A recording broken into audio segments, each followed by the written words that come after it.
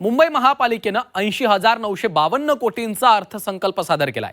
आयुक्त भूषण गगराणी यांनी स्थायी समिती अध्यक्ष प्रभाकर शिंदे यांच्याकडे अर्थसंकल्प सादर केला।